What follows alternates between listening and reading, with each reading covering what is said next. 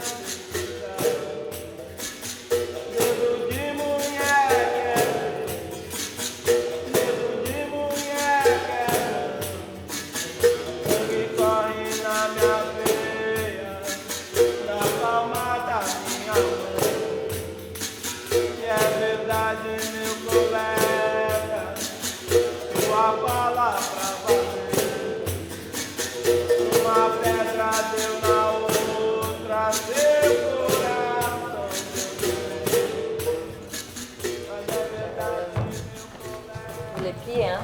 Commencer un peu en dessous le pied.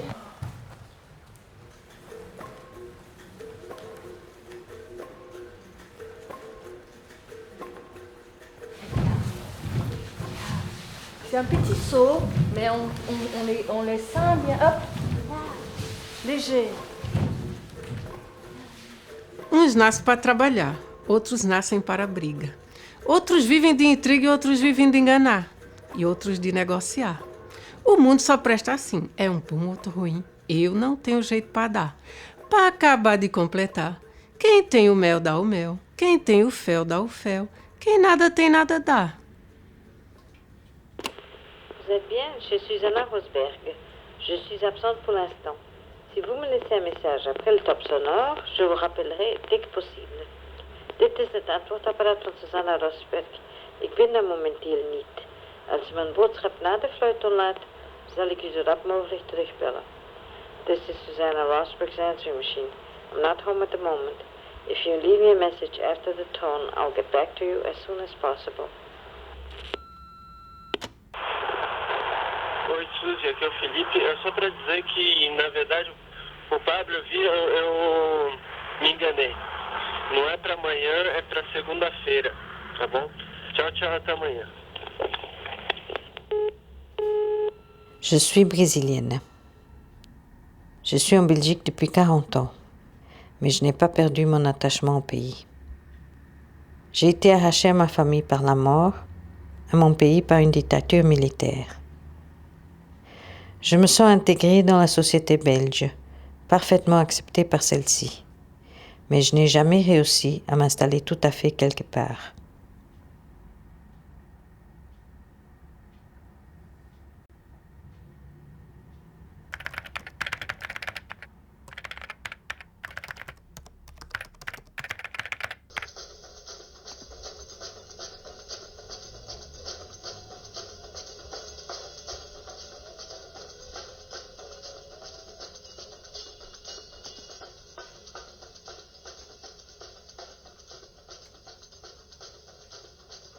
Tu as vu ce plan de travail, tu as vu?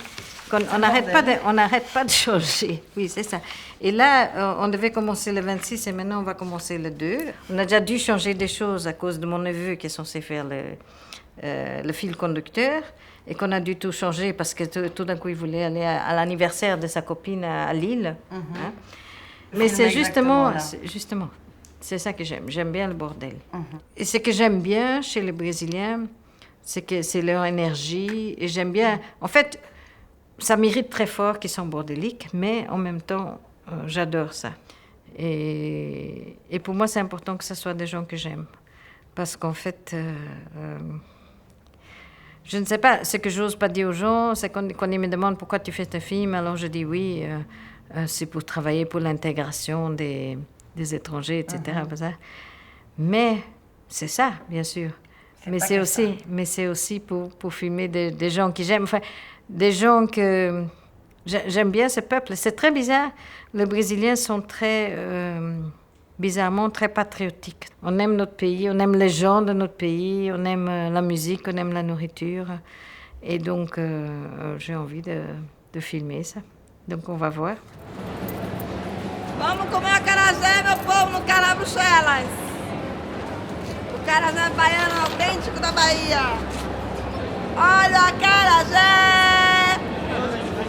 Só não come quem não quer.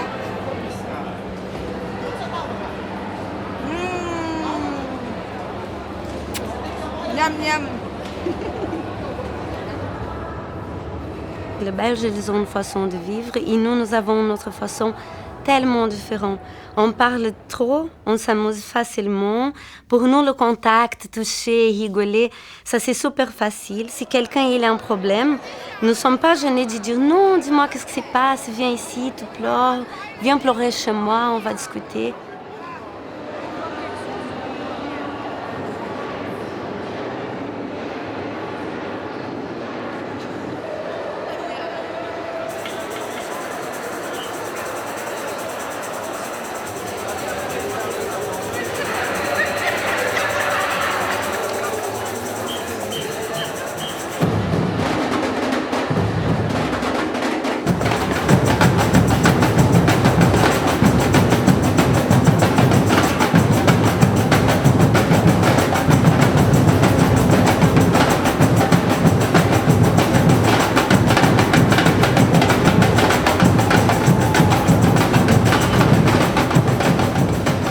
Je joue depuis 2-3 ans avec une batucada brésilienne, des amis brésiliens et belges, européens, multiculturels, qui ont créé une association qui fait de la musique brésilienne et je me suis très impliqué. Je joue beaucoup, je joue le plus possible. Je ne suis pas musicien, non, j'apprends tout sur le tas, comme les Brésiliens.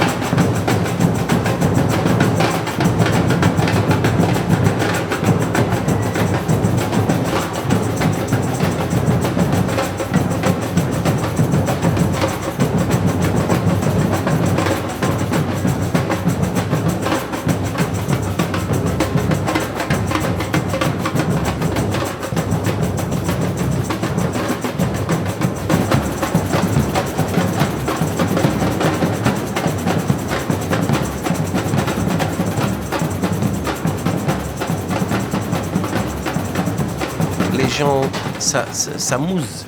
C'est pas seulement la communauté brésilienne, mais tout le monde. Et nous, qui on vient d'un pays avec beaucoup de luminosité, du soleil, et quelquefois c'est dur. Donc le samba, c'est un piqûre, si je peux dire comme ça. C'est un piqûre. La roda de samba, le samba, la musique, pour moi, c'est qui me donne l'énergie de vivre, de respirer.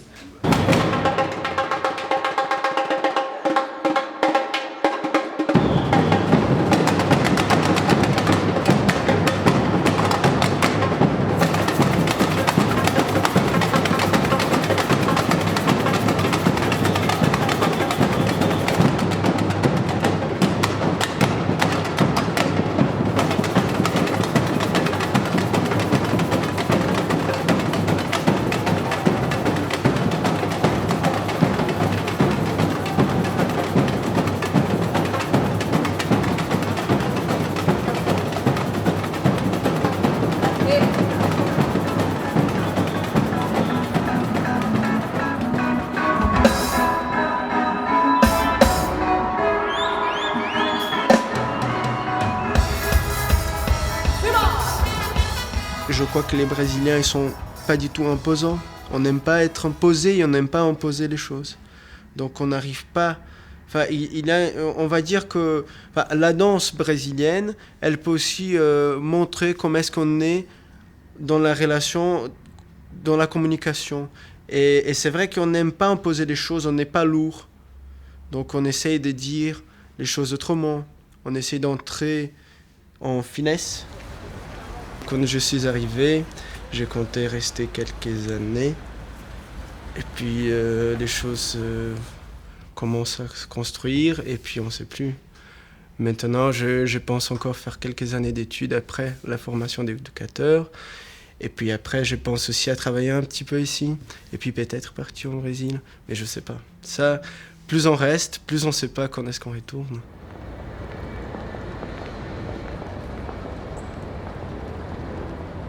Je faisais partie d'une troupe de théâtre à São Paulo.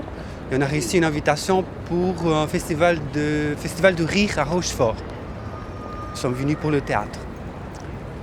J'ai nettoyé des jardins, j'ai nettoyé des vitres, j'ai repassé des linges, j'ai promené des chiens, j'ai promené des gens âgés. Voilà. Tout ce que je pouvais faire comme clandestin. Je me sens un Belge. À part quand j'ouvre ma bouche, les gens découvrent que je ne suis pas belge. Sinon, je me sens belge. J'ai l'impression que je suis né ici. C'est vraiment mon pays. J'adore ce pays. Et moi, je ne rentrerai jamais au Brésil. Pour la Belgique, je reste ici. C'est vraiment l'amour, quoi.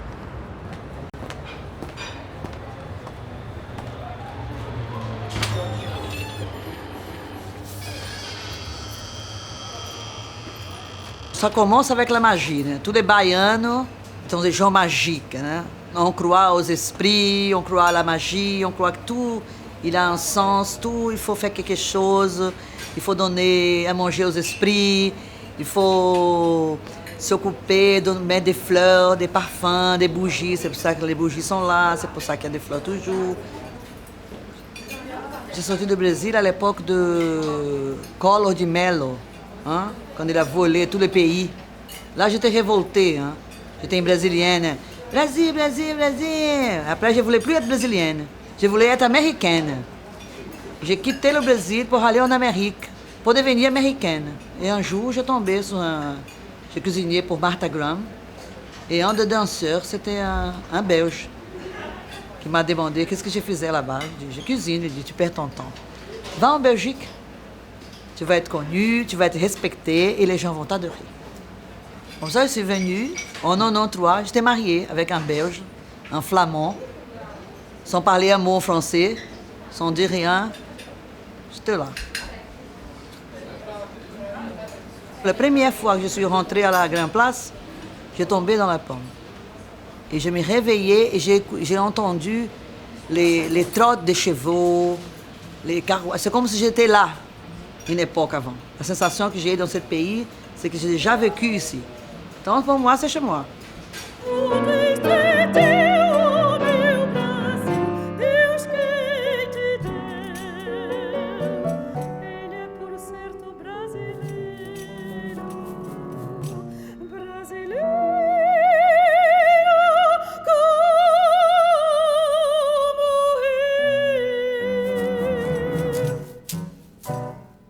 Je fais d'abord des études d'histoire, je suis historienne, et puis après je fais la restauration d'œuvres d'art, tout ça au Brésil.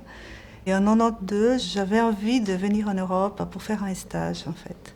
Donc je suis venue pour faire un stage de perfectionnement à l'IRPA, l'Institut Royal du Patrimoine Artistique.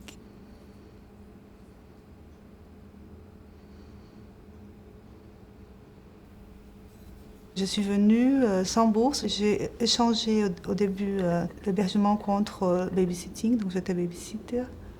Et puis après, j'ai été modèle aussi dans une académie communale. C'est vrai que j'aurais pu rentrer et travailler là-bas. On a même essayé une période où je fais mes études en France. Je suis rentrée au Brésil pour 2 mois pour faire mon mémoire. Mon mari a travaillé pour un film d'animation à cette même période, donc on était tous les deux au Brésil. Et c'était bien, mais c'était limité dans le temps. Et c'était quand même un peu difficile. Je me sentais bizarre, parce que pour moi, rentrer au Brésil, c'était... Je confondais un peu avec aller vers le passé. Donc je me sentais bien, mais il manquait quelque chose. C'était pas le Brésil que quand je rêve du Brésil, c'est en fait un peu par rapport à mon enfance, ma jeunesse.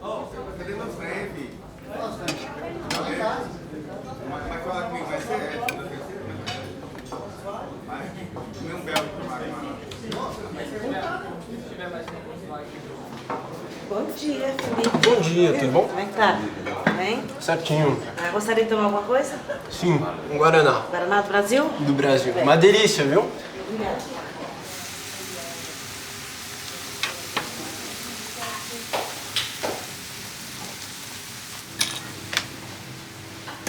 A farinha de mandioca.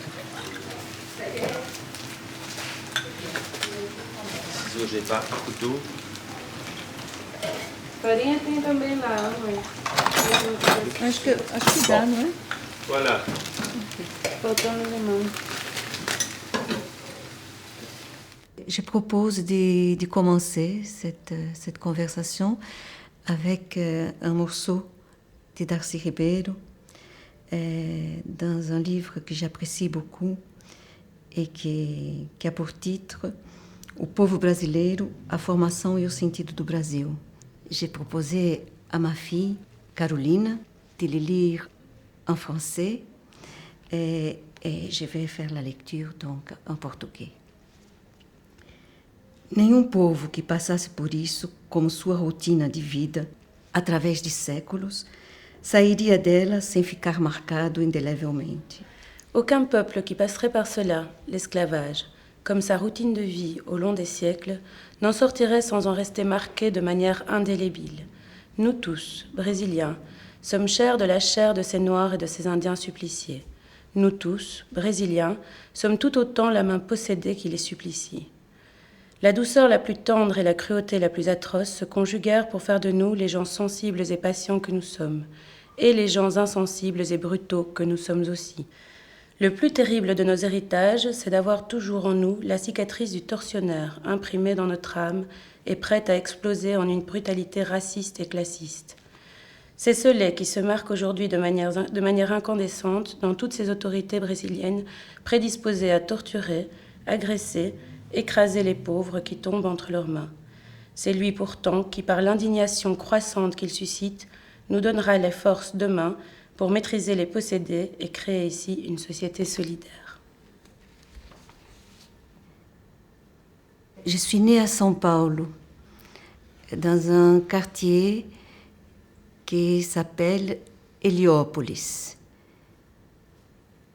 Dans ce quartier se trouve aujourd'hui une des plus grandes favelas de São Paulo. En fait, j'ai fui le Brésil. Je n'ai pas quitté le Brésil. Je ne l'ai jamais quitté, mais je l'ai fui. Et j'ai quitté le Brésil en 1972 parce qu'il y avait au Brésil une dictature militaire qui avait tout à fait bafoué l'état de droit à partir de 1964. Pour ce qui me concerne, à l'âge de 16 ans, j'ai pris une grande décision. J'ai décidé de participer à un mouvement qui s'appelait le mouvement Paulo Freire, le mouvement d'alphabétisation d'adultes. Et donc, j'allais dans une favela les week-ends, les samedis et les dimanches, et j'ai participé de ce qu'on appelle un mutirão. Mutirão, ça veut dire que les gens se réunissent pour fabriquer une maison. Donc, j'allais là avec quelques amis, quelques camarades, et on travaillait avec les gens, et puis, au moment de la feijoada, au moment du repas de midi, on s'arrêtait, et après avoir mangé, on travaillait un petit moment, une demi-heure, 3/4 d'heure, et on faisait de l'alphabétisation pour ceux qui le souhaitaient. Et cette décision d'aller travailler avec les ouvriers et de travailler la lecture et l'écriture avec eux était considérée par la dictature militaire comme subversive. Très vite, on était dérangés, inquiétés, jusqu'à un moment où il ne nous était plus possible d'y aller parce que ça mettait en danger la vie des gens. Donc j'ai descendu vers le sud et je suis arrivée au Chili cherchait asile, parce qu'au Chili, il avait un gouvernement d'unité populaire, Salvador Allende, et j'ai vécu au Chili en 72 et en 73, jusqu'au coup d'État. Au 8e jour du coup d'État, j'ai entré dans l'ambassade de Panama, où j'ai passé environ un mois avec 240 autres personnes, et il y avait là 40 enfants et beaucoup de femmes enceintes. J'ai passé 3 mois au Panama, mais il n'était pas possible d'y rester. J'ai été à une ambassade d'un pays de l'Est et j'ai demandé à pouvoir m'y rendre. Je suis arrivée à Zaventem le 7 janvier 1974 et il avait un avion pour ces pays de l'Est quelques jours après. Donc on m'a laissé sortir de l'aéroport.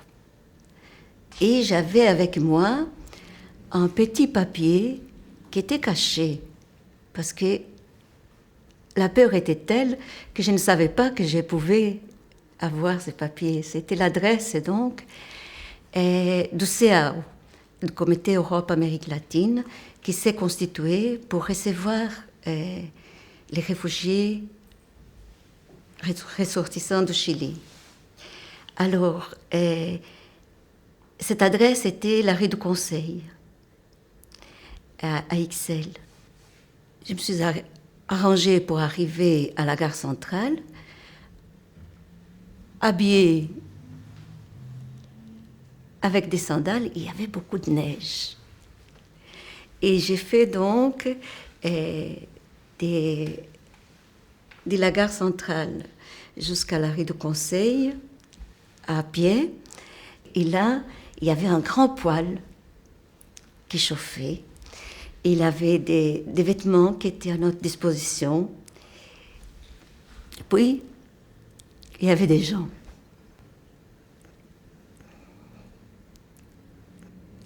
Des gens qui m'ont très bien reçus.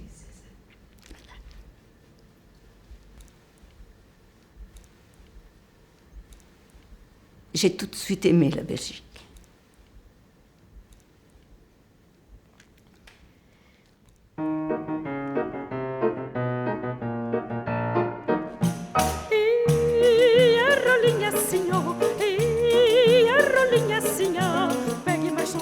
Chorar a rolinha da beira-mar que piu-piu no meu coração e é do meu sertão.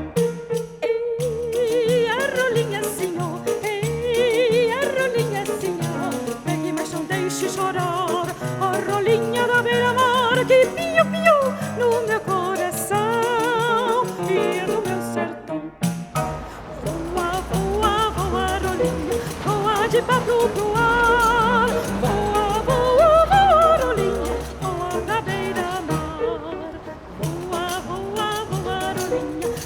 De papo pro ar, voa, voa, voa, rolinha, voa da beira-mar.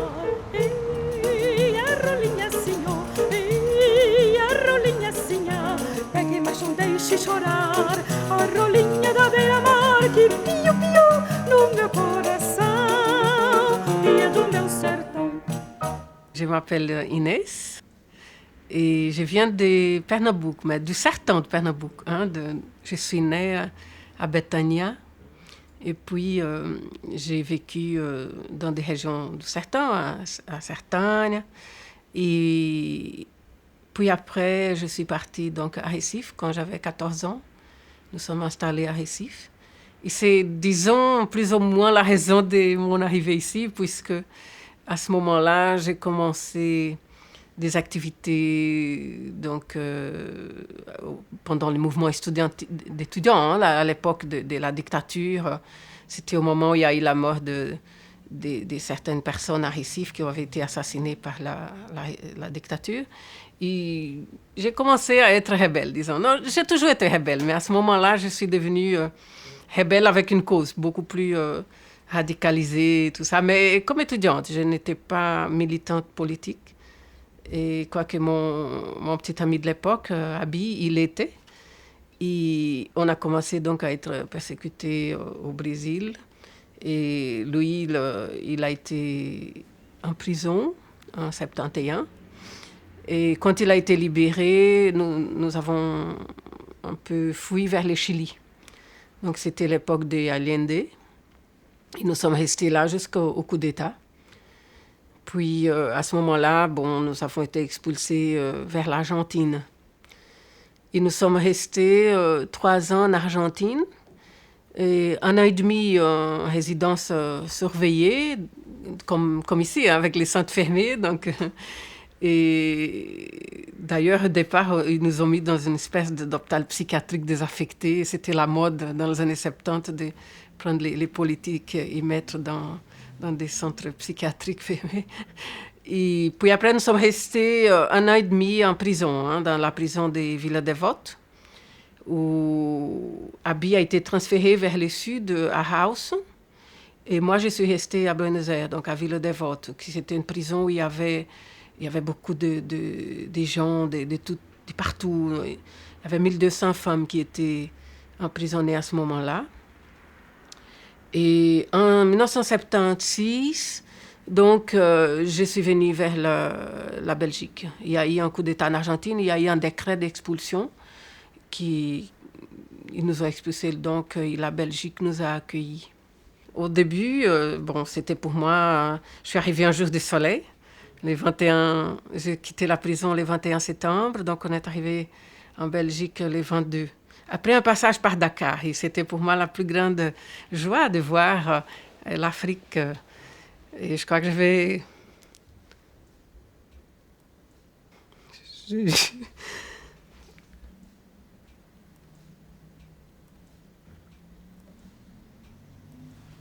Oui, j'adore l'Afrique. Je travaille beaucoup avec les Africains. Toute ma vie est un peu tournée vers l'Afrique. Je trouve que nous, Brésiliens, nous avons particulièrement l'Afrique dans le sang et culturellement et tout. L'Afrique fait vraiment partie de ma vie comme si une grande force, c'est les racines étaient là. C'est toujours été très tournée vers l'Afrique depuis toute petite. J'ai toujours adoré le samba, j'ai toujours adoré tout ce qui était un rapport avec l'Afrique, avec la partie noire de ma famille. J'adore ça. Au début, ici, je ne sais pas si tu te rappelles, peut-être pas toi, mais c'était très raciste ici en Belgique à l'époque. Et moi, j'ai vécu beaucoup de discrimination. Et petit à petit, cette histoire, c'était un vrai cauchemar, quoi. Alors, petit à petit, je me suis dit, qu'est-ce que je peux faire? Je ne peux pas changer la tête des gens, je peux m'affirmer dans mon identité. Alors, j'ai commencé, en fait, à être obsédée par l'histoire de l'esclavage. Et j'ai pêché toutes les images que je trouvais partout. Ces bahuts-là, il est rempli d'images de l'esclavage, des livres du Brésil, de partout dans le monde. Et petit à petit, j'ai trouvé le besoin de faire quelque chose avec ces images. Et alors, j'ai fait des tableaux.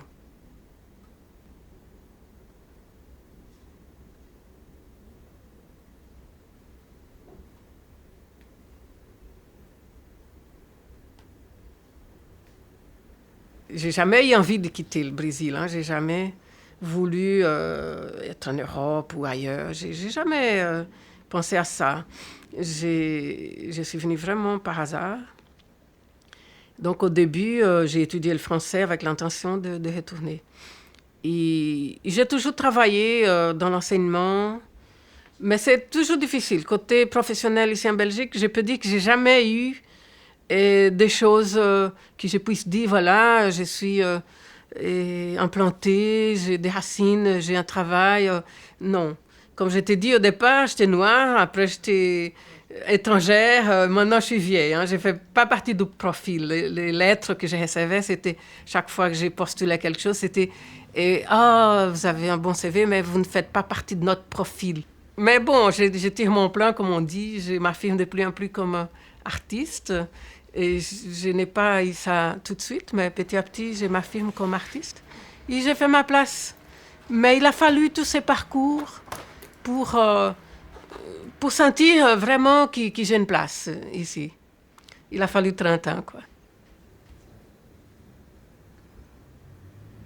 Nous, les étrangers, on n'est pas étrangers, en fait, parce que la Belgique, elle est dans le monde. Donc, les étrangers, c'est ceux qui sont hors de la terre. On n'a pas encore connaissance des vies ailleurs. Donc, on n'est pas étrangers. Ça n'existe pas, les étrangers. Si je suis étranger ici, ailleurs, je ne suis pas. Et ceux qui sont d'ici vont être étrangers ailleurs. Donc, c'est tout relatif. Il faut.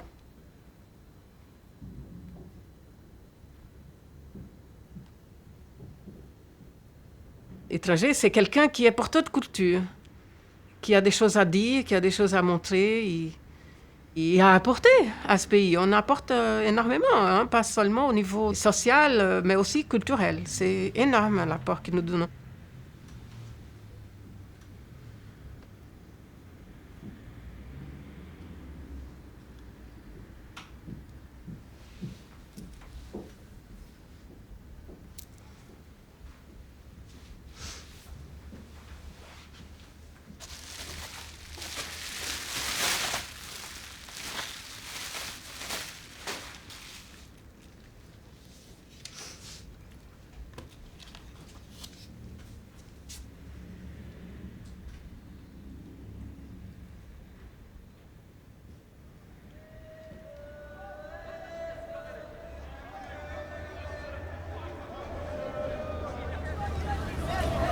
Allez, je te pose la question.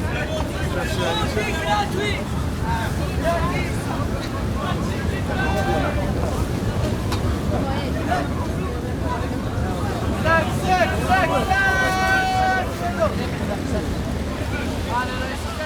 C'est chaud, hein?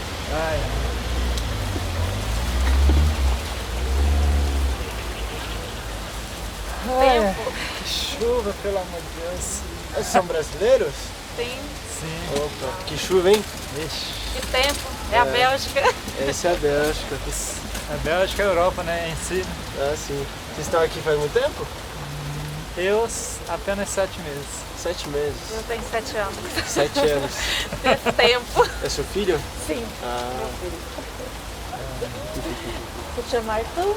No Brasil, normalmente, essa época é 30, 35, 38 sim. graus. Sim, sim, sim. Em algumas regiões, outras chegam a 40, 42. Ah, sim, com certeza.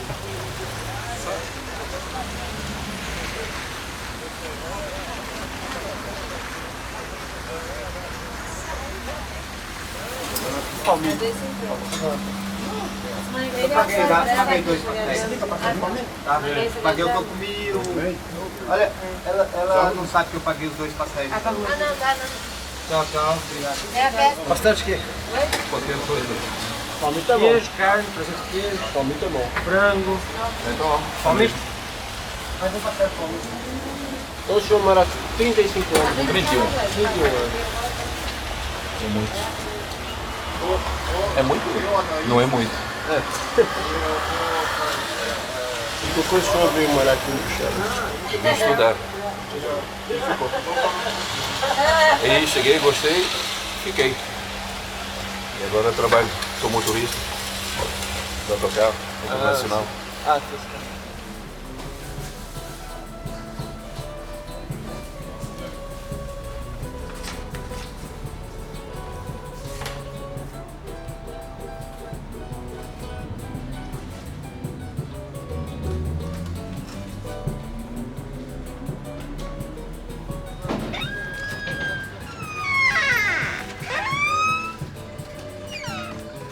Bom dia.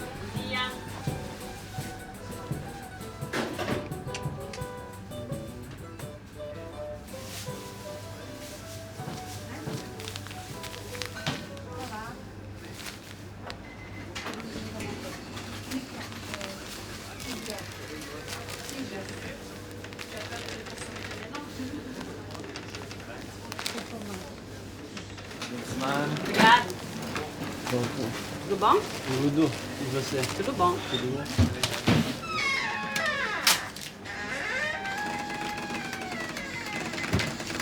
R$6,50. E uma pamonha também. Sim. Por favor. Sim.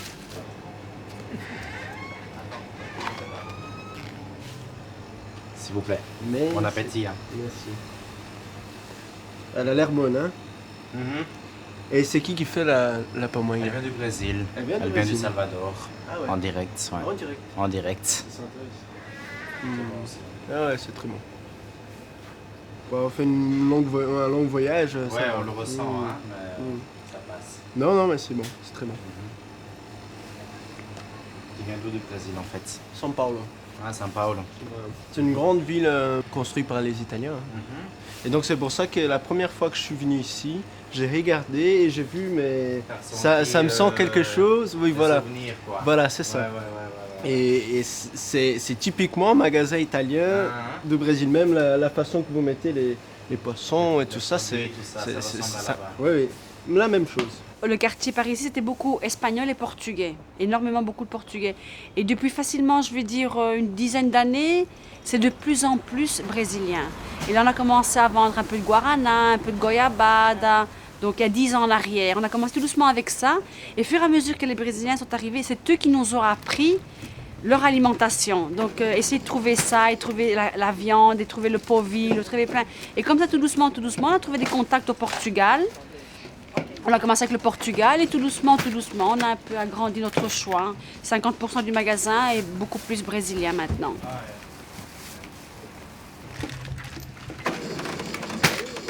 On va souvent à l'avis du client. Il demande un article, là on essaie de le trouver. Et c'est comme ça qu'on avance de plus en plus, de contenter notre clientèle, quoi.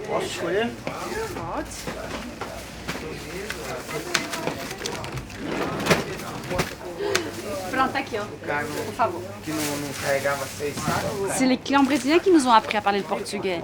Et moi, je suis partie en 2006 à Salvador pendant 1 mois avec mon mari et mes enfants. Et là, j'ai appris encore plus le portugais. En fait, à la maison, on parle plus le portugais que ma langue maternelle qui est l'italien. En fait, on aime bien le contact. C'est pas seulement la clientèle qu'on a, mais c'est le contact qu'on a avec ces Brésiliens qui est très agréable. Donc on va boire un verre ensemble, on va manger ensemble avec nos clients. C'est pas juste le client qui vient acheter, au revoir et merci. Hein. Non. Des fois on se rencontre le soir ou au Bossa Nova, dans les restaurants et tout ça, on se rencontre toujours.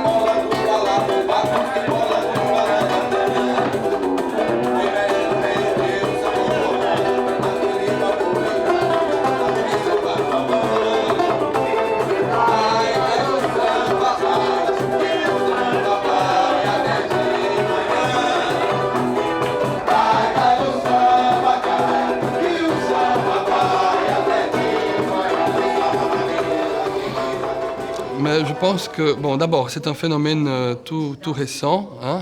Je dirais que ça date surtout d'il y a 5 ans, hein, pas plus. Et je pense que leur motivation principale est économique. Hein. Et évidemment, ce ne sont pas les plus pauvres qui vivent au Brésil, qui viennent ici. En fait, il s'agit d'une classe moyenne très appauvrie, ce qu'on appelle au Brésil la classe média baixa, donc une classe moyenne basse.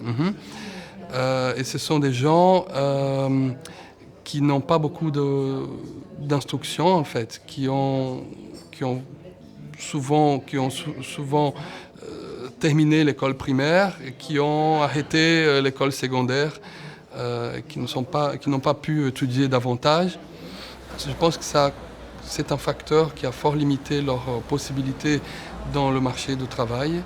Et donc voilà, et ce sont des gens qui sont fort touchés par les appels de la consommation, de la société de consommation. et qui en sont très frustrés. Bon, d'abord, je pensais que c'est pour gagner la vie, vraiment, à cause d'argent. Mais il y a deux choses. Bien sûr, l'argent, parce que même si c'est dur la vie, on travaille beaucoup, on peut avoir une maison dans 2 ans, 3 ans. Et au Brésil, c'est super difficile. Il y a des gens qui travaillent pendant toute la vie et ils n'ont pas même une maison propre à lui-même, ils n'ont pas une maison. C'est pour ça que les gens restent ici, en Belgique. Parce que même si c'est dur, c'est super dur d'être noir. Les gens profitent beaucoup, beaucoup pour les louer. On habite dans une maison pleine de cafards. Tu dis, monsieur, excusez-moi, mais il est plein de cafards, ça c'est rien. S'il coule de l'eau, ça intéresse n'importe quoi. Nous ne pouvons pas exiger beaucoup. Mais quand même, parfois, nous avons un peu plus qu'on avait au Brésil. Alors, si j'ai un peu d'argent pour commencer et avoir un petit magasin pour moi ou quelque chose, ou bien si j'étudie ici, si je trouve une façon de faire ma faculté, là-bas, ça sera super. Je peux travailler dans mon métier et aussi travailler avec tourisme ou quelque chose comme ça, et parler français, anglais ou quelque chose. J'adore beaucoup de choses en Belgique. Les gens, il y a plein d'étrangers, la facilité pour apprendre la langue. Pour étudier aussi, c'est pas cher du tout. La couture, ça sont des choses accessibles, qui malheureusement au Brésil, ce n'est pas accessible. Au Brésil, nous sommes pauvres, nous sommes riches. Alors, si vous n'avez pas beaucoup d'argent, vous ne pouvez pas rentrer où il y a des gens qui ont d'argent. Alors, c'est pas pour moi, ce n'est pas important être avec quelqu'un qui a beaucoup d'argent, mais qu'est-ce qu'ils peuvent trouver? Leur couture, des expositions, du cinéma, et lecture, tout ça, c'est pour acheter un livre. Tout ça, c'est facile. Et au Brésil, ce n'est pas facile du tout. Un livre, ça coûte super cher. Pour apprendre à parler anglais, par exemple, ça, c'est super cher. La couture, ça, c'est super cher au Brésil. Et sinon, même si je travaille comme une femme de ménage, je peux apprendre à parler en arabe, en français, en anglais, en espagnol. Alors ça, c'est super accessible.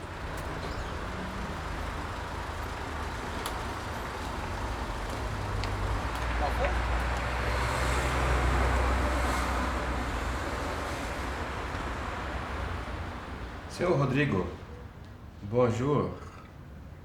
C'est Kleber, meu amigo. Quem é que te chama?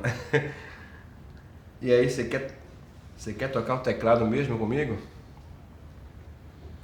Rapaz, tem um show agora que vai ter em Messer. Tem outros grupos lá, inclusive umas meninas que diz que canta pra caramba, brasileira. Aí eu quero botar uma banda, eu vou colocar uma banda de 8 pessoas. Não há essa consciência de que a Bélgica se tornou um destino preferencial também de brasileiros. Quando a gente pensa no Brasil, em comunidades brasileiras no exterior, só se pensa nas 3 maiores, inicialmente, que são nos Estados Unidos, no Japão e no Paraguai, são as 3 maiores. Fora isso, quando se pensa em Europa, a gente só pensa em Portugal e Reino Unido, que são as 2 maiores também. E a Bélgica tem aumentado e eu posso ver que é uma comunidade bastante expressiva e importante, com representantes muito bons, que ajudam muito o nosso trabalho aqui na Embaixada também. Os funcionários do consulado me dizem que sabem que tem aumentado o número, sim, porque o trabalho tem aumentado muito. Então, como eles são só 5, e com atendimento que chega a 80 por dia ou mais, então eles acham que realmente tem aumentado o número, sim. Não, eu tenho uma promessa que esse ano nós vamos ganhar funcionários adicionais, porque é extremamente necessário. Realmente está um momento difícil com esse acúmulo de trabalho.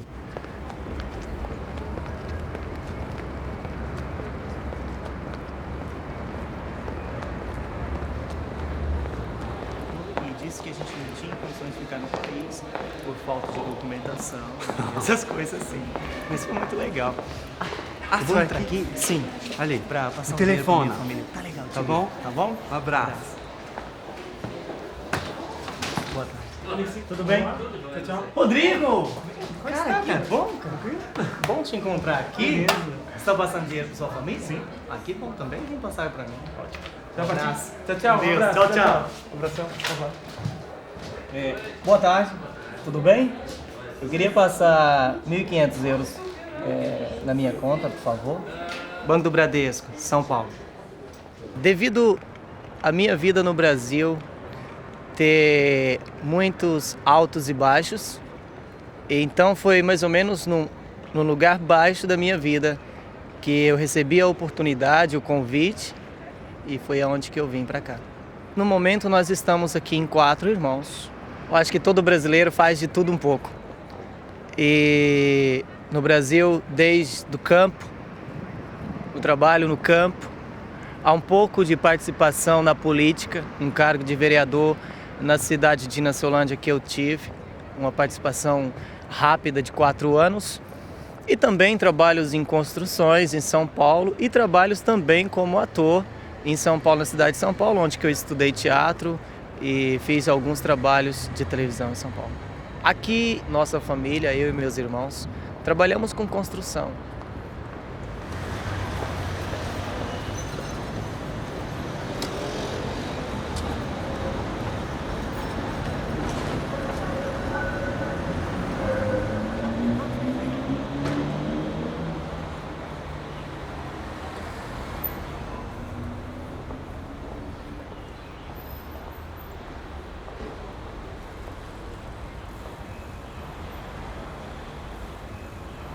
Eu venho do Brasil, aí da capital, Brasília. Só saí de Brasília para vir para cá, direto. Então, desde pequeno, sempre fui de Brasília. Eu comecei a trabalhar através de amigos e até então continuo trabalhando. Foi meus amigos que conseguiram. Sim, sou ilegal até agora, sou imigrante. C'est-à-dire que moi, j'ai toujours habité avec des gens d'une classe pauvre au Brésil. Je connais, jusqu'à maintenant, je ne connais pas des gens riches au Brésil. Donc, quand j'habitais chez mon ex, on habitait dans une petite maison de 2 chambres, mais il y avait sa maman, son papa, ses 3 frères, son fils, sa sœur et moi. Quand ils arrivent ici, ils sont très, comment on dit ça, déçus. Les premiers jours, quand je vois des nouvelles arrivants, ils sont vraiment de... C'était pas ça que je m'imaginais.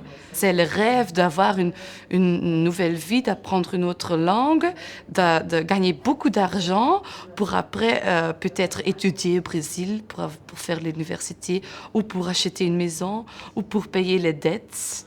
Chacun a son propre motivation, mais c'est le rêve d'avoir une vie meilleure. Quand j'écoute qu'il y a des femmes qui travaillent, qui font le nettoyage la nuit dans les bureaux des gouvernements, des ministères, et qui gagnent 2 € par heure, c'est dégueulasse. Mais ces femmes disent, mais je suis quand même heureuse que j'ai du boulot. Quand je vois une famille avec un bébé de 6 mois qui ont vendu tout au Brésil et qui sont ici en train d'habiter dans une cave avec du métier, tout ça. Pourquoi? Sans boulot, sans rien. Et qu'ils ont peur de retourner au Brésil parce qu'ils ont fait des dettes pour venir ici aussi. Et parce que la famille, ils sont en train d'attendre l'argent, parce que presque tout le monde envoie l'argent au Brésil. Et c'est un peu la honte aussi de retourner, la peur d'être vu comme quelqu'un qui n'a pas réussi dans la vie. Hein.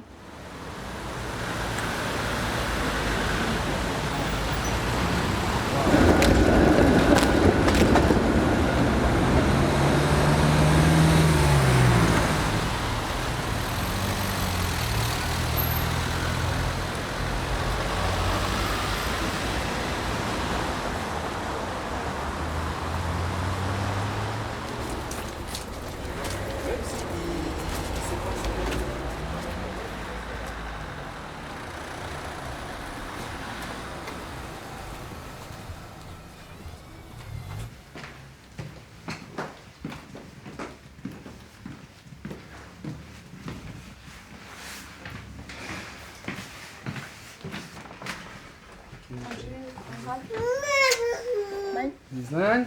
Um beijo, papai. Lá. Um beijo, um beijo, papai.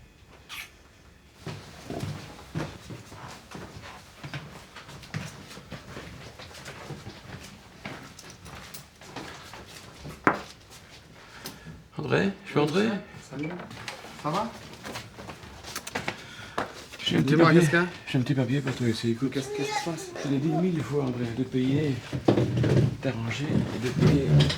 Et les trabelles, ça c'est important. Tout avance. Regarde quand t'es arrivé ici. Tu parlais pas un mot de français.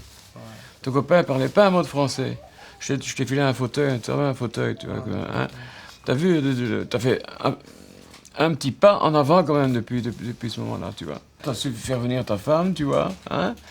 Et ta femme n'était pas là quand je t'ai vu avec le Oscar. J'ai resté ici quoi, un an et demi, 1 an et 3 mois, quelque chose comme ça. Ouais, 1 an et 3 mois. Ouais. Tout seul, quoi. C'est pour ça que je cherche un travail déclaré, Michel. Je suis depuis très longtemps en train tu vois, d'essayer de trouver un peu à gauche et à droite, quoi. Et directement, j'ai senti que, en plus un enfant qui avait pas de lait, là, ça je ne supporte pas. Je supporte pas. Alors, voilà, je lui ai prêté un peu d'argent qu'il m'a remis. Et en fin de compte, voilà, puis il a eu du boulot, puis moi, des fois, j'ai tendance à claquer le si peu de fric que j'ai comme avant, et puis je me retrouve 10 jours avant ma pension, sans une thune, sans rien. Donc, il m'a prêté de l'argent aussi, mais que je lui remettais, hein. J'ai toujours envie de sortir du pays, de quitter le pays. C'est comme depuis 15 ans, c'est l'âge de quoi? 16 ans, 15 ans, 17 ans. Je pensais que c'est comment je vois toute ma famille, mon père, ma mère, les amis, les collègues de travail, tout le monde en train de travailler, arriver au bout de la vie, arriver à 65 ans, à 70 ans. Je vois des pères, des amis, des collègues, tout ça, qui a rien, quoi. Je vois des gens travailler. Moi, j'ai travaillé à 4 euros, 5 euros par jour pour travailler, par jour. Et en plus, j'ai une famille, j'ai un enfant, quoi. À quelle époque-là, 5 mois. Je dis non, c'est pas possible, quoi. C'est pas ici que je vais vivre, c'est pas ici que je vais donner l'éducation comme il faut aux enfants, à ma famille, tout ça. Je dois trouver une possibilité mieux que ça. Comme j'avais un collègue qui habitait ici en Belgique, à l'époque, on va dire des rouilles, quoi. C'est pas un ami à l'époque, là. J'ai dit, bon, je vais partir en Belgique. Donc, j'ai mis mon père dans la gare de midi, je connais personne. Juste mon collègue qui habitait ici, mais je n'ai pas de connaissance avec lui à fond. J'avais le numéro de téléphone du Brésil. Ici en Belgique, je suis dans le pays. Je ne savais pas comment téléphoner. Je ne savais pas comment demander une carte de téléphone pour le téléphoner. Ah, bon. Il passait un monsieur, je demande au monsieur, excuse-moi, je ne sais pas dire ça, lui. Est-ce que tu peux me téléphoner? Je ne connais pas le code ici en Belgique. J'ai demandé ça en portugais, lui, il me regardait comme je suis en train de le voler, quoi. C'est pas moi. Le premier était comme ça, le deuxième, la même chose, le troisième, la même chose, le quatrième, la même chose, le cinquième. J'étais tellement déjà niveau, j'ai mis vraiment devant lui, je l'arrêtais vraiment de lui apprendre. Je lui montrais le numéro, il regardait tout ça. Le lendemain, premier jour dans le pays, j'ai arrivé à trouver, j'ai arrivé là-bas et j'ai demandé, pas de travail, pas de papier, t'as pas de papier, je peux pas avoir de travail avec moi parce que t'as pas de papier. Bon. Deuxième jour, la même chose. Troisième, la même chose. Cinquième jour, la même chose. Resté 1 mois, la même chose. Pas de travail du tout. 1200 euros, c'est ce que j'avais ce mois. Qui c'est du Brésil, c'est de ma voiture, on va dire.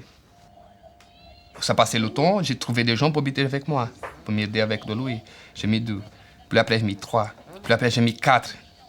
Puis après, j'ai mis 5 ici, dans cet immeuble. J'ai vu un point, j'ai dit, bon, écoute, mais 5, c'est quand même trop. Mais comme je n'ai pas de travail, je travaille quoi, 1 jour, 2 jours par semaine. Peut-être dans un mois, je travaille 3 jours, 4 jours. Et ma femme toujours au Brésil, toujours en train de... J'ai téléphoné, ben écoute, ma fille est malade, il y a ça, depuis ça 3 mois. Et elle est dans l'hôpital, il faut acheter des médicaments, il faut faire ça, et je suis ici comme...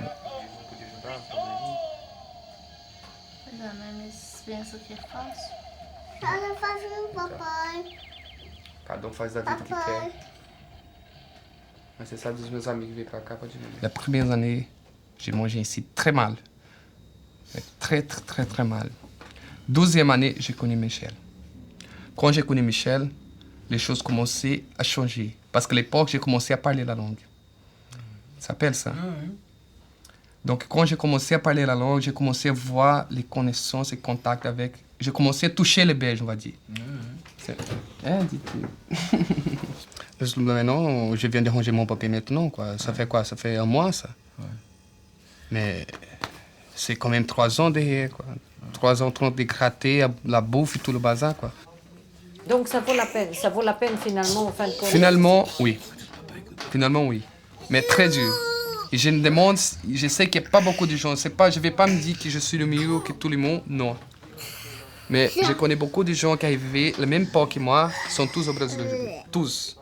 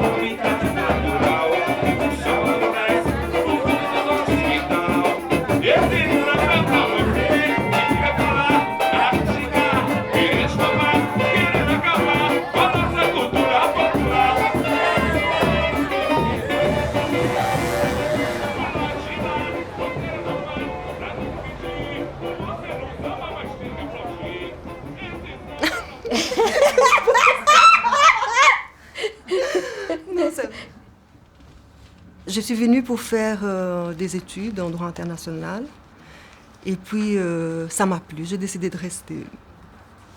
On habitait ensemble, on serait resté en union libre s'il n'y avait pas de problème de papier, mais j'ai dû me marier. Ce que j'aime en Belgique, c'est que c'est une société beaucoup plus égalitaire qu'au Brésil. On n'a pas cet écart énorme entre ceux qui ont des biens et ceux qui n'ont rien. Il y a peu de gens qui n'ont absolument aucune instruction. Le niveau de la population est plus élevé en général. Je me présente comme une avocate brésilienne vis-à-vis de la communauté brésilienne pour qu'ils sachent que quand ils viennent chez moi, je comprends les choses du pays et que je parle leur langue. Mais à part ça, je suis une avocate belge, je travaille avec le droit belge.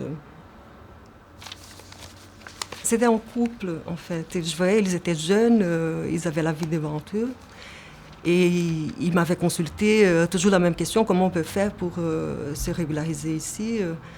Il n'y avait pas beaucoup d'espoir dans leur cas et je leur ai demandé comment vous pouvez quitter un pays, vous êtes citoyen, vous êtes électeur, pour venir vous installer dans un pays où vous savez que vous n'aurez jamais aucun droit. Alors ils m'ont dit, mais être pauvre au Brésil, c'est comme être illégal. On n'a pas de droit, on n'a pas de travail. Et alors j'imagine ces gens qui arrivent ici, pour qui les gens s'arrêtent devant une bande de piétons pour qu'ils puissent traverser. Les policiers les appellent messieurs, les conducteurs du train les appellent monsieur, madame. Et alors j'ai compris ce que ça représente pour eux, l'oppression qu'ils souffrent au jour le jour au Brésil. Il y a beaucoup d'économistes qui disent que l'économie belge ne pourrait tout simplement pas marcher sans cette main-d'œuvre à bon marché qui vient des immigrants illégaux. Je pense que c'est un peu vrai parce que c'est tellement répandu que pratiquement tous les entrepreneurs font appel à ce genre de main-d'œuvre. Donc il y a une sorte d'hypocrisie, de la traque aux immigrés d'un côté et d'un autre côté, profiter de cette main-d'œuvre qui est là.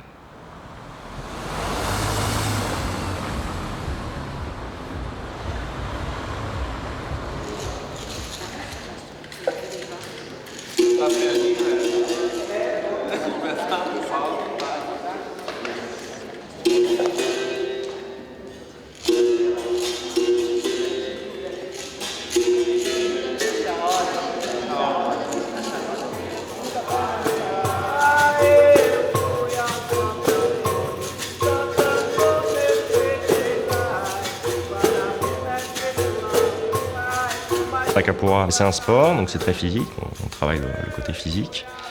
Et puis, quand on se met à jouer, en général avec des amis, dans les rondes, il y a la musique, les chants, le jeu, ce qu'on appelle la malice en capoeira, qui est aussi une sorte d'humour ou de façon de se comporter dans le jeu.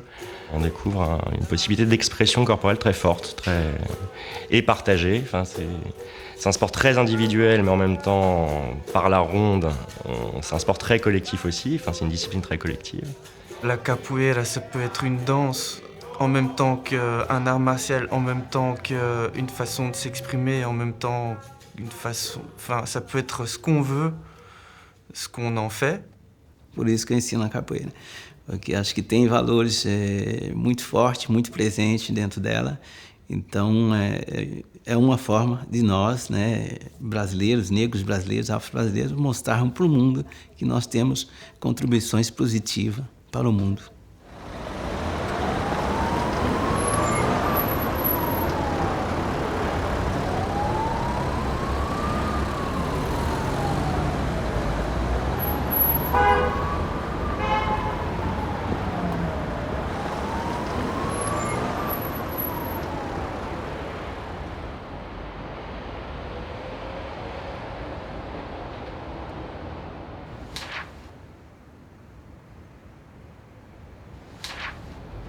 Peut-être la seule chose que je me bats très férocement, c'est contre le cliché du Brésilien. Quand on dit Brésil, les gens s'imaginent une belle femme, métisse, pratiquement nue, qui danse le carnaval à Rio. Donc je me bats férocement contre tout ça. Donc je dis toujours, il y a toute la culture indigène. Je suis très particulièrement attaché à la culture des indigènes du Brésil. J'aime beaucoup, j'ai une petite collection d'objets indigènes, je trouve ça magnifique.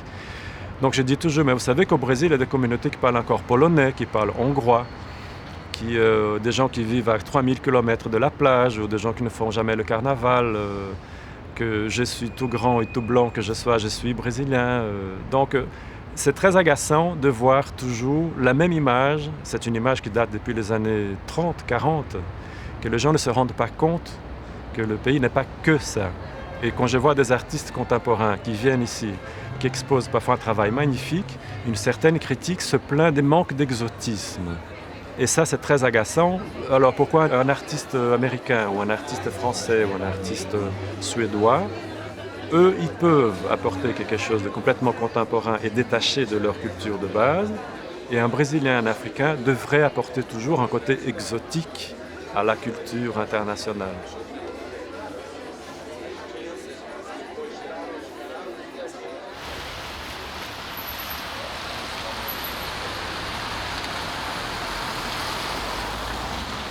Je suis venue en Belgique parce qu'avant j'avais un problème avec ma fille, parce que ma fille elle était un problème de la vue, qu'elle a besoin d'opérer.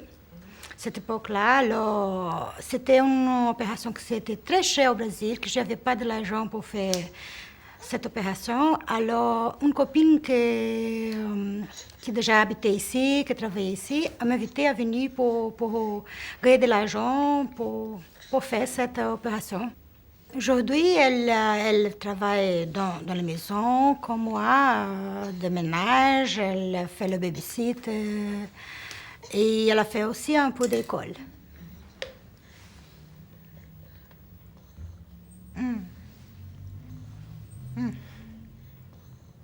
T'es gostoso?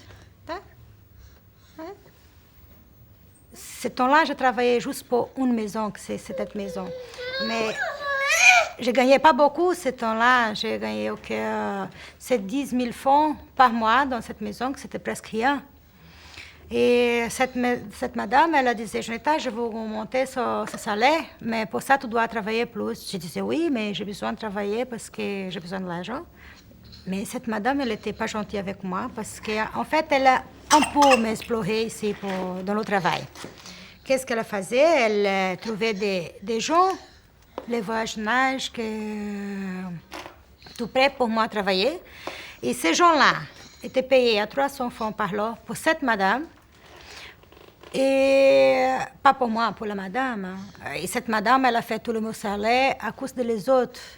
Et parfois, ça restait de l'argent parce que une semaine, de 4 à 5 heures par jour, ça fait dire que c'était plus que mon salaire qu'elle me payait. Bon, on va dire que j'ai travaillé même pour donner l'argent pour la madame, parce qu'elle gagnait sur moi. Alors, un jour, je parlais avec une des dames que j'ai travaillé à côté. Je disais, Jonetta, tu ne laisses pas elle faire comme ça avec toi, parce que tu sais, elle a gagné de l'argent et tu travailles comme un folle, parce que j'ai travaillé beaucoup, beaucoup, beaucoup. Je disais, mais comment que je fais? Parce que je ne sais pas sortir de là-bas. Si je sorte, j'ai plus de travail. Je disais, Jonetta, je vais t'aider. Je vais parler avec tout le monde, qu'est-ce que ça passe, parce que c'est pas juste qu'elle fait ça avec toi. Je suis pas d'accord parce que même à manger, j'avais pas. Parce que c'est la dame qui achetait toujours quelque chose le soir. Elle passait dans le magasin, elle achetait pour son enfant manger, pour tout le monde manger. Mais pour moi, qui je travaillais toutes les journées, les choses qu'elle achète pour manger, c'était pas assez. Parce que j'avais faim, parce que je travaillais beaucoup, j'ai dépensé beaucoup d'énergie dans le travail. Et parfois, elle me donnait une carotte avec un morceau de poulet, et c'est tout. Et j'ai tout ça, j'ai raconté à l'autre madame, elle disait, Jonetta, c'est pas... Ça, c'est l'esclave, ça. On ne va pas laisser, toi, une vie comme ça. Voilà, c'est cette madame qui s'appelle Isabelle, qui était très gentille dans ma vie. Et c'était comme ça que j'ai sorti de là-bas. Mais c'était pénible, franchement pénible. Il y a des gens méchants, mais il y a des gens très, très, très gentils ici. Très gentils. Le jour que j'étais enceinte de mon bébé, j'étais enceinte un peu désespérée parce que j'étais dans un pays que ce n'est pas le mien. Je ne connais pas comment ça marchait, les hôpitaux, des choses comme ça. La madame que j'ai travaillé à cette époque-là, elle est venue, elle m'a embrassée, elle a dit, Jonetta, ça va manquer rien pour toi. On va s'occuper de toi, tu ne t'inquiètes pas. Et c'était comme ça qu'elle était faite.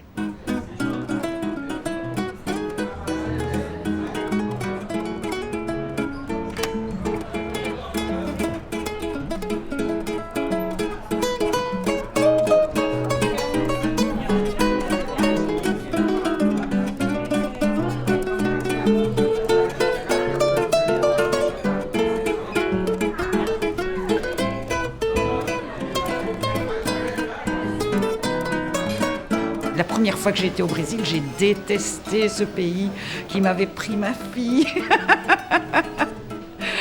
Et je ne comprenais pas la langue, je ne savais pas me débrouiller toute seule. Et pour converser avec mon gendre, qui parlait rien d'autre que de portugais, j'ai appris le brésilien ici avec un professeur brésilien. Ils ont une capacité de se montrer apparemment flegmatiques, indifférents au coup du sort, aux problèmes, bon. Mais en même temps, ils sont super émotifs et donc facilement, ils vont aller jusqu'à pleurer parce qu'on exprime les choses au lieu de les garder à l'intérieur. Et je trouve aussi que même parler de choses et d'autres, ça prend tout de suite une dimension plus profonde parce qu'on parle facilement vrai et profond avec les Brésiliens. C'est intéressant, tout le monde me dit ça aussi, de rentrer au Brésil comme si le Brésil était chez moi. Oui, le Brésil c'est chez moi et j'ai vraiment envie d'y retourner, oui. Ça me correspond presque plus que ce qui ne se passe ici. En tout cas dans le rythme, dans une perception de la vie qui me paraît beaucoup plus pertinente pour moi que ce que je vis ici actuellement avec toute cette tension que je n'ai pas retrouvée au Brésil. Donc oui, mes plans sont de retourner au Brésil. C'est des choses qui se sont perdues ici. On a perdu ce temps moi j'appelle ça le rythme de la douche. Au Brésil, on prend une douche entre chaque chose. Il y a un temps qui permet de séparer les choses au Brésil. Et c'est ça qui me plaît énormément là-bas. Même en travaillant, et j'ai travaillé beaucoup finalement, presque 16, 17 heures par jour de temps en temps au Nord-Est, c'est pas aussi pesant qu'ici. Au Brésil, il y a ce... Dis-moi. Au Brésil, on sourit presque toujours. On sourit presque toujours. Et c'est tellement plaisant d'avoir ce côté agréable, le côté relax, de dire bon, il y a des choses qui vont pas, c'est pas grave. On rigole, on sourit, on s'amuse, même dans les choses pesantes.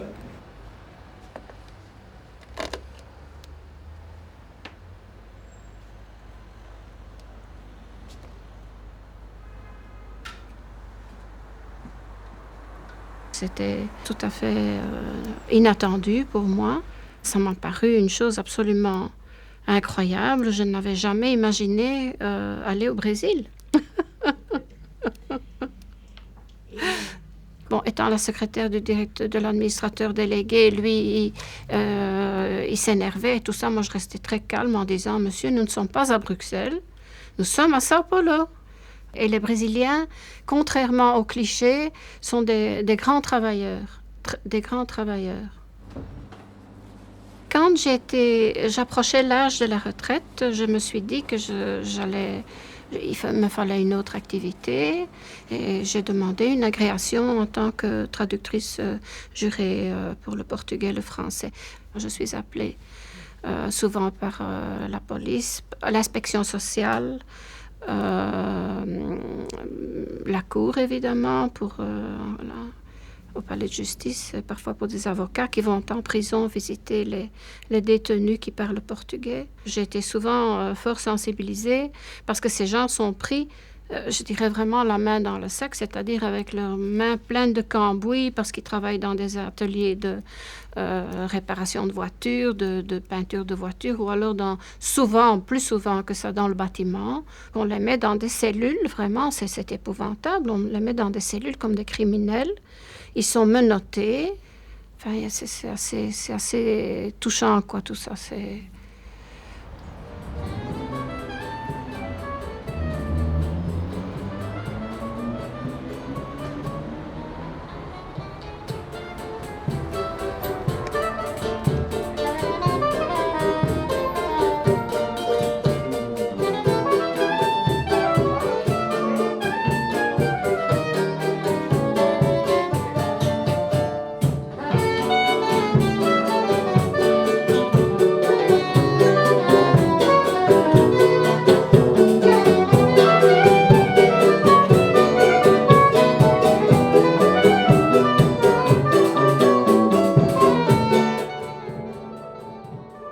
Cláudio, c'est un grand ami, un grand copain. C'est un musicien brésilien aussi, de Rio de Janeiro, carioca. On joue ensemble, on joue beaucoup ensemble. Mais malheureusement, il était arrêté pour la police frontière à l'aéroport de Charleroi. Et voilà, il était arrêté, il était menacé d'être expulsé. Demain, il va avoir une réunion d'émergence avec un juge qui va décider pour sa libération. Le problème est que Cláudio, il n'y a pas de papiers ici, comme beaucoup de Brésiliens qui n'ont pas de papiers, ce n'est pas seulement des Brésiliens.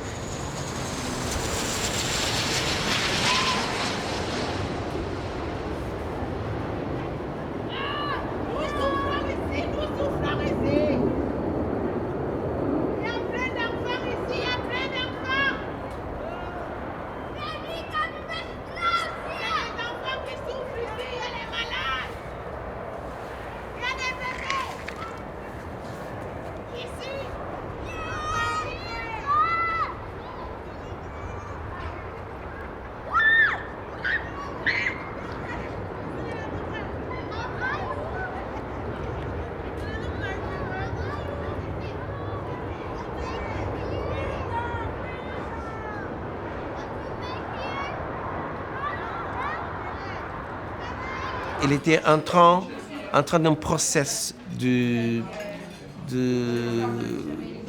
d'arrangement de cette situation. Et le problème est qu'il ne devait pas partir. Il ne pouvait pas partir. Il a pensé, oh, c'est pas grave, je vais ici en Irlande, à Dublin, en week-end pour jouer, et je reviens. Mais là, malheureusement, ils n'ont pas compris comme ça. Et voilà, ils ont arrêté. Il a pris un risque. Il est sorti du pays alors qu'il était censé rester dans le pays. Il s'est fait attraper et puis déporté. Et ça, c'est excessif. Mais c'est une décision totalement injustifiable sur le plan légal. Hein. Mais en attendant, il s'est retrouvé en prison alors qu'il n'avait rien fait, qu'il s'attendait à être bienvenu. Et bon, c'était un énorme choc pour lui. Il a son petit garçon... tout petit bout dont il s'occupe beaucoup, dont il est séparé,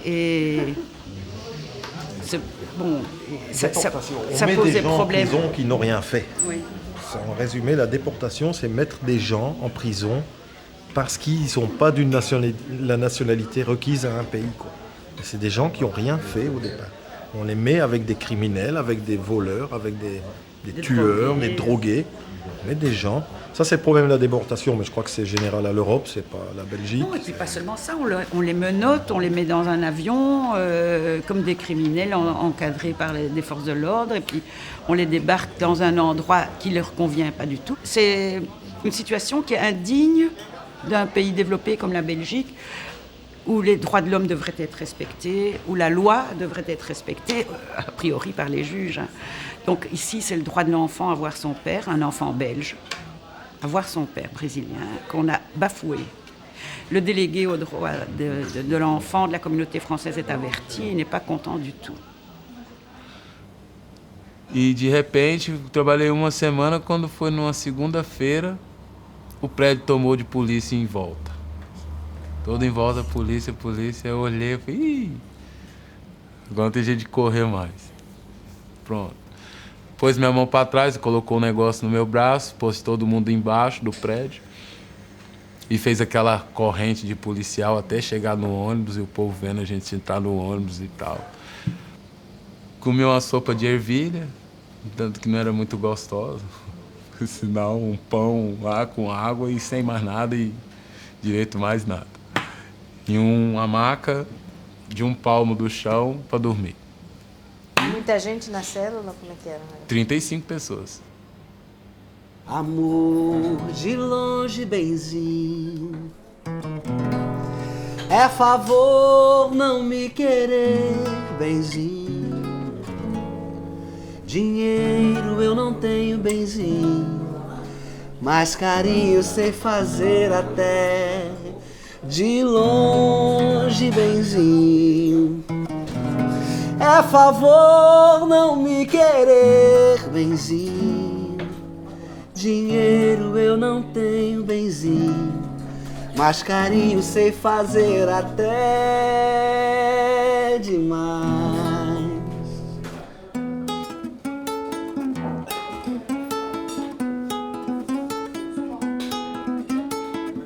Fui de viagem, passei em barreira, fui de viagem, passei em barreira. Aviso os meus companheiros, sou eu, Manel Isaías. Na ida levei tristeza, na volta trouxe alegria. Passei pela Quixabeira, Mané me deu uma carreira que até hoje corria. Tu não faz como um passarinho que fez um ninho e voou, voou, voou, voou, voou. Mas eu fiquei sozinho, sem teu carinho, sem o teu amor. Tu não faz como um passarinho que fez um ninho e voou, voou, voou, voou, voou. Mas eu fiquei sozinho, sem teu carinho, sem teu amor. Alô, meu Santo Amaro, eu vim lhe conhecer, eu vim lhe conhecer. Santa Marense, pra gente aprender, pra gente aprender. Alô, meu Santo Amaro, eu vim lhe conhecer, eu vim lhe conhecer, me conhecer. Santa Marense, pra gente aprender, pra gente aprender. Tu não faz como um passarinho que fez um ninho e voou, voou, voou, voou, voou. Mas eu fiquei sozinho, sem teu carinho, sem teu amor. Tu não faz como um passarinho que fez um ninho e voou, voou, voou, voou, voou. Mas eu fiquei sozinho, sem teu carinho, sem teu amor. Fui de viagem, passei em barreira, fui de viagem, passei em barreira. Aviso os meus companheiros, sou meu Manel Isaías. Na ida levei tristeza, na volta trouxe alegria. Passei pela Quixabeira, Mané me deu uma carreira que até hoje corria. Tu não faz como um passarinho que fez um ninho Mas eu fiquei sozinho, sem teu carinho, sem teu amor. Tu não faz como um passarinho que fez um ninho e voou, voou, voou, voou, voou. Mas eu fiquei sozinho, sem teu carinho, sem o teu amor.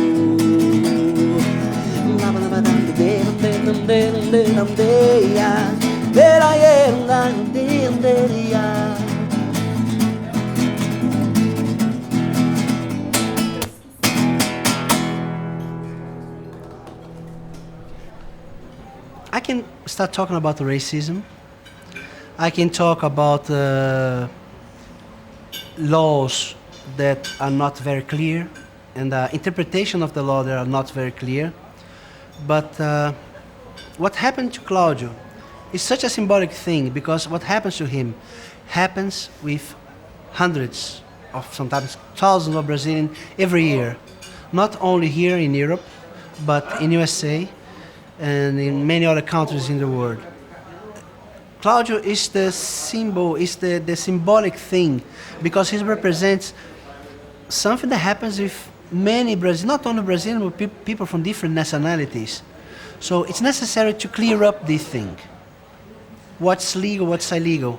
We want to work, people want to work. People want to pay their taxes.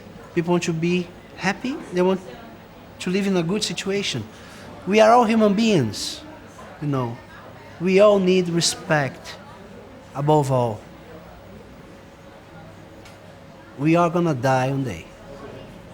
So the same respect for everybody, because we are gonna have the same end, my friend. If you have a different beginning, if you have a richer family, a poor family, it's your destiny or your opportunity. But the end is the same for us. So let's make something fair for all of us. We all are one. We all are the same person. We all are connected. Everything is connected. And we need dignity. We need respect. Ne plante pas de clous au mur. Jette ta veste sur la chaise. Pourquoi prévoir pour 4 jours? C'est demain que tu rentreras. Laisse sans eau le petit arbre. À quoi bon en planter un autre? Avant qu'il soit aussi haut qu'une marche, tu t'en iras gaiement d'ici. Baisse ta casquette si tu croises des gens. Pourquoi feuilleter un lexique étranger? La nouvelle qui va te rappeler chez toi est d'une langue que tu sais. La chose s'effrite sur la poutre, ne fais rien pour t'y opposer. Ainsi pourrira la haie de violence dressée aux frontières contre la justice.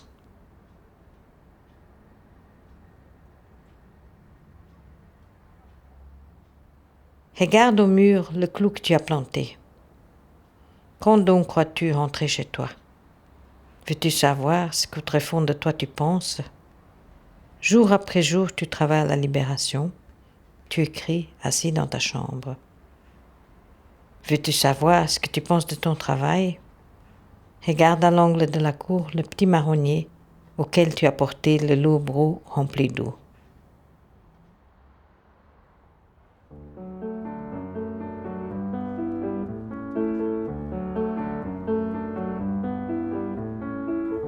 Este Brasil tão grande amado, é o meu país idolatrado, terra de amor e promissão, toda verde, toda nossa de carinho e coração. Na noite quente em